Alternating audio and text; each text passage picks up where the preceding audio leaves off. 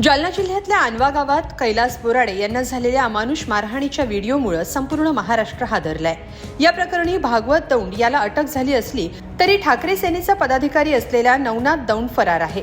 त्यामुळे त्याच्याकडून जीवाला धोका असल्याची भीती कैलास बोराडे यांच्या कुटुंबाने व्यक्त केली आहे। त्यांनी मारहाण केली खूप। माझी छोटी छोटी मुलं, आम्ही अजून पण शेतात राहतो, आम्हाला त्यांच्यापासून धोका आहे। त्या आरोपीला अजून अटक झाली नाही। आम्ही जगाव की मराव असं झालंय, अजून पण त्यांचा धोका आहे आम्हाला। ते न्याय पाहिजे त्यांच्यापासून, आम्हाला भविष्यात पण धोका आहे। तुम्ही त्यांना लवकरात लवकर अटक करावी अशीच आमची मागणी आहे। आम्हाला न्याय मिळाला पाहिजे, एवढंच आमचं मागणं आहे। कैलास बोराडेंना कोणी मारहाण केली? ते सोन्या दोडे यांनी मारहाण केली त्याच्या भावाच्या सांगण्यावरून। कोणता हो? काय नाव? नवनाथ दोडे याच्या सांगण्यावरून त्यांनी मग खूप मारहाण केली। नवनाथ दौंड यांच्या मुलीने सांगितलं की ज्या दिवशी घटना घडली त्या दिवशी आम्ही प्रयागराजला होतो आणि नवनाथ दौंड यांचा त्यात कुठलाही प्रकारचा सहभाग नाही। त्यांचं दोघांचं भावांचं बोलणं झालेलं आहे फोनवर एकमेकांशी। ते त्यांच्या सांगण्यावरून त्याचा 1 महिन्यापूर्वी वाद झाला होता, त्या वादावरून त्यांनी मारहाण केली। काय झालं होतं बरं वाद नेमका? ते काही पाईपलाईनचा वाद झाला होता, तिथून त्यांनी त्या वादामुळेच मारहाण केली त्यांना। बरं, आता मागणी काय तुमची? मागणी आम्हाला फक्त एकच मागणी आमची, की आम्हाला न्याय मिळाला पाहिजे। त्या आरोपींना लवकरात लवकर कठोर शिक्षा झाली पाहिजे, एवढंच आम्हाला म्हणायचंय। बऱ्याचदा जायला होता तो, पण तिचा फोन येईल ना त्याला तिथं पहिले मारेल ना त्यानं। पहिले बी त्याला जेसीबीच्या गड्डा खणून गाडाचं बोलेल, तू पहिले बी त्याला मारेल। त्याच्या फोन शिवाय सोन्या काहीच करू शकत नाही। त्याच्या पाठिंबा होता म्हणून त्याला इथले चटकी देऊ शकला।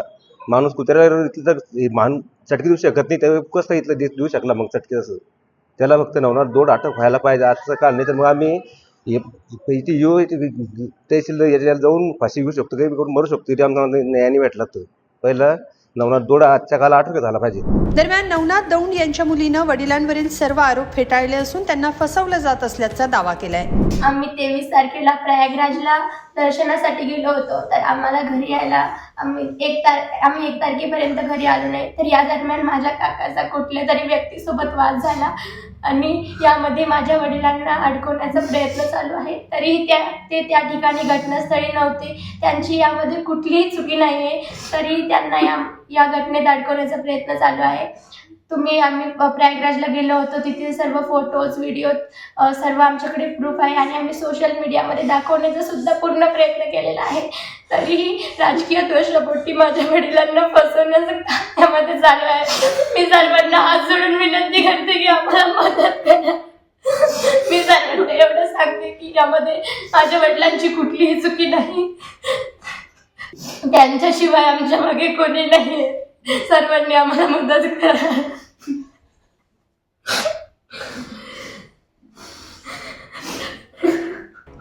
दरम्यान या प्रकरणात आणखी दोघांना जालना पोलिसांनी अटक केली आहे। गंगाधर काळे आणि रामू काळे अशी ताब्यात घेण्यात आलेल्या दोघांची नावं आहेत।